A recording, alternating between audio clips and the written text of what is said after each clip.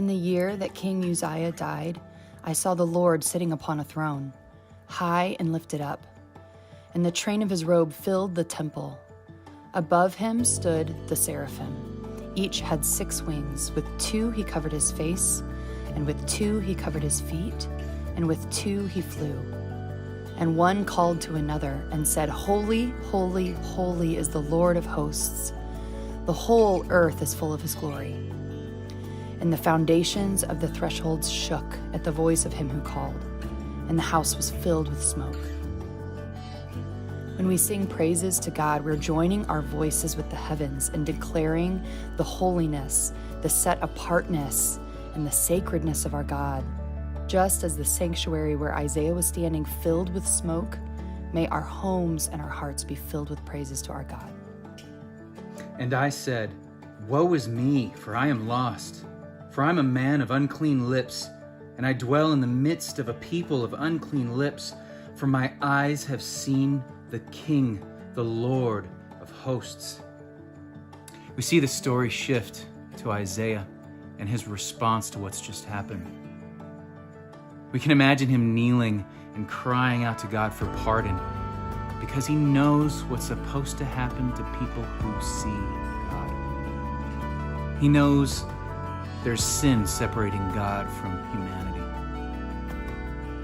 This is where the story invites us to be honest about our sin and to cry out to God for forgiveness.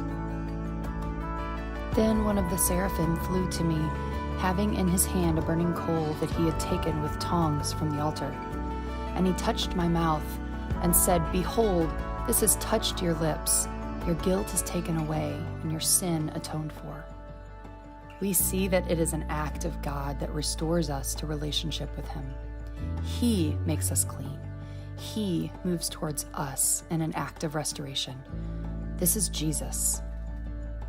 And I heard the voice of the Lord saying, Whom shall I send, and who will go for us? And then I said, Here I am, send me. God is calling for someone to be his voice, to be his hands and his feet in the world. And Isaiah is quick to respond with eagerness. His experience in the throne room has led him to action. And that's where we find ourselves at the end of every service each week. We are offering ourselves to be sent by God, to be his voice, his hands, and his feet into the world.